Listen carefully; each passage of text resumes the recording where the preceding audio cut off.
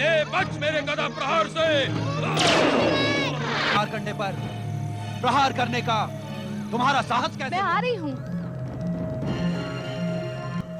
सूतपा के पास जा रही हो देवी?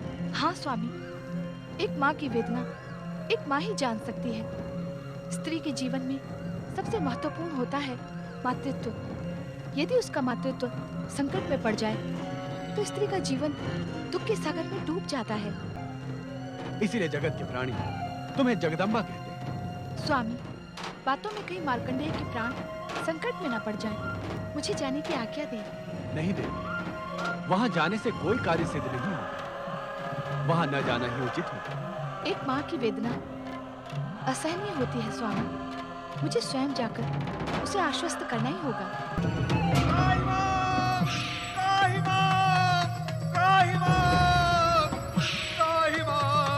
रक्षा करो दरबार, रक्षा करो। क्या बात है यमदूत, तुम तो मार्कंडेय के प्राण हरने गए थे।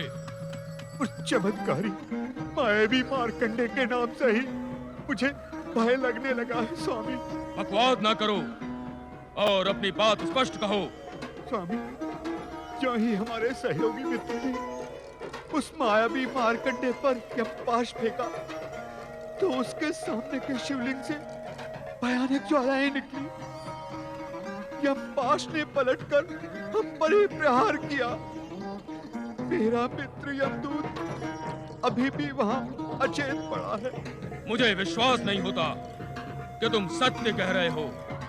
आज तक ऐसा कभी नहीं हुआ कि यमदूत प्राण लिए बिना लौटे हों। ये अक्षर से सत्य है स्वामी। शांत रहो। तुम्हारी पराजय ने यमलोक की परंपरा को कलंकित किया है, जिससे हम अधिक चिंतित हैं। अब हम स्वयं मायावी मार्कंडे के प्राण हरने जाएंगे। स्वामी आप? हाँ, हम। यदि सृष्टि के नियमों से खिलवाड़ किया गया तो तीनों लोकों में अराजकता फैल जाएगी। प्राणी के मृत्यु में एक क्षण का विलंब भी सृष्टि की व्यवस्था को अस्त व्यस्त कर देगा। पाश, हम स्वयं जाएंगे। चित्रगुप्त जी, मुझे विश्वास नहीं होता कि स्वयं यमदेव भी उस मायावी चमत्कारी मार्कंडे के प्राण हर पाएंगे। दूत, मृत्यु से आज तक मृत्यु लोक में जन्म लेने वाला कोई भी बच नहीं पाया है। होगा वही जो नियंता की इच्छा होगी। नारायण नारायण। परमपिता, अपने पुत्र नारद का प्रणाम स्वीकार करें। कहो नारद, क्या समाचार लेकर आए? समाचार नहीं परमपिता, मैं आज प्रार्थना लेकर आया हूँ। प्रार्थना? अवश्य कहो मेरे मानस पुत्र। परमपिता, निर्दोष बालक मार्कंडेय की अल्पायु के अभिशाप का अंत करके कृपया आप उसे दीर्घ आयु का आशीर्वाद प्रदान करें। नहीं नारद, नहीं, मैं स्वयं ऐसा नहीं कर सकता। क्यों? क्यों परमपिता, क्यों? उस निर्दोष निष्पाप बालक पर इतना क्रूर अत्याचार क्यों परमपिता? यह अत्याचार नहीं है परमपिता, है। वो बालक मेधावी, परम ज्ञानी, तेजस्वी है। उसे मिलने के पश्चात मुझे उसमें जगत कल्याण की अपूर्व ज्योति के दर्शन हुए परमपिता। इन सब के उपरांत भी वो नियंता की नियति और विधाता के विधान से अछूता नहीं है। किंतु परमपिता, जगत कल्याण को साक्षी मानकर नियंता की नीति और विधाता का विधान परिवर्तित भी तो हो सकता है ना? नहीं नारद, नहीं।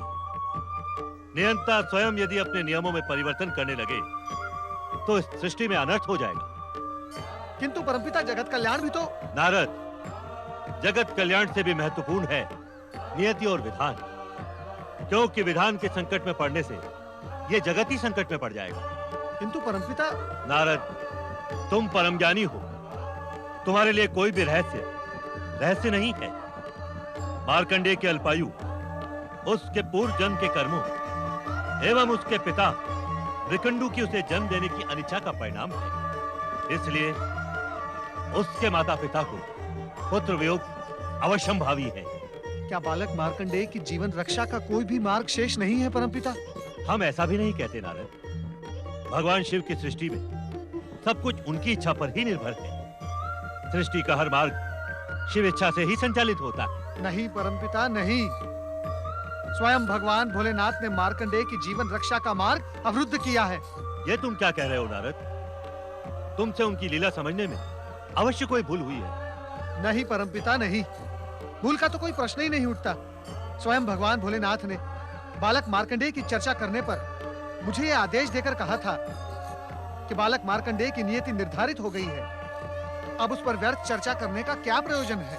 नारद, जिस प्रकार भगवान शिव अनंत हैं, उसी प्रकार उनकी प्रत्येक लीला भी अनंत है। उसे समझ लेना हर एक के वश में नहीं होता। तो मैं क्या करूं परमपिता, मैं क्या करूं?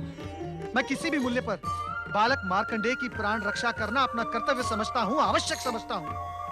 शिव आराधना करो पुत्र, वो जो भी करेंगे उसमें अंततः जगत का कल्याण छुपा ही होगा। ओम नमः शिवाय, ओम नमः शिवाय, ओम नमः शिवाय, ओम नमः शिवाय। प्रणाम। हे भोलेनाथ, मैं नन्हा बालक हूँ। आपको प्रसन्न करने का महामंत्र मैं नहीं जानता। मेरी पुकार सुनो, मुझे दर्शन दो, मुझे दर्शन दो।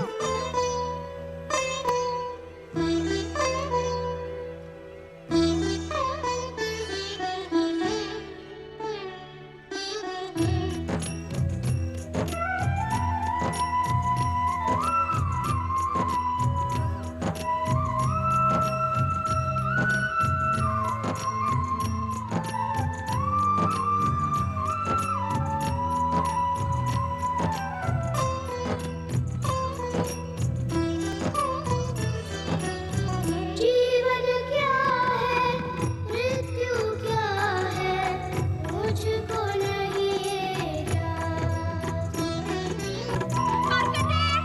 पुत्र मार्कंडेय, पुत्र मार्कंडेय, पुत्र मार्कंडेय, कहाँ हो तुम?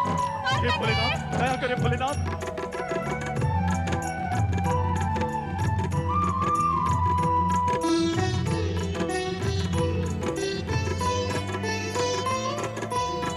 मेरी पुकार ही कर्म है मेरा, धर्म है शिव का पूजन।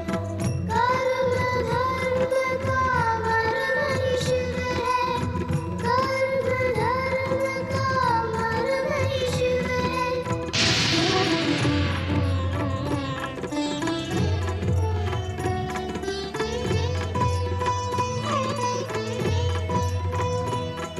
कहाँ चले गए मार्कंडेय? रक्षा करें।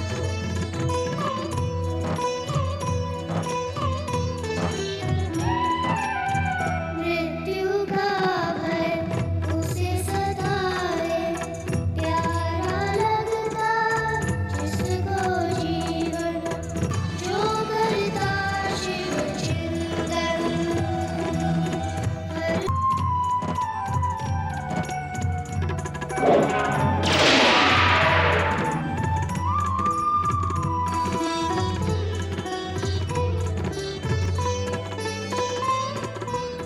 प्रभु दयामय, दया करके अब तो दर्शन मुझको दे दो। अंत आरंभ ना हो जिसका वो, अंत आरंभ ना हो जिसका वो, जीवन मुझको दे दो, जीवन मुझको दे दो। अपने इस नन्हे बालक की विनती सुन लो ना, विनती सुन लो ना। जीवन क्या ए बच मेरे गदा प्रहार से। ओम नमः शिवाय, ओम नमः शिवाय, ओम नमः शिवाय, ओम नमः यमराज, शिवाय। प्रभु भोलेनाथ, निष्ठापूर्वक शिव आराधना करने वाले बालक मार्कंडेय पर प्रहार करने का तुम्हारा साहस कैसे हुआ? इस बालक ने शिवलिंग को हृदय से लगाकर हमारी शरण ली थी। शरणागत की रक्षा करना हमारा कर्तव्य है।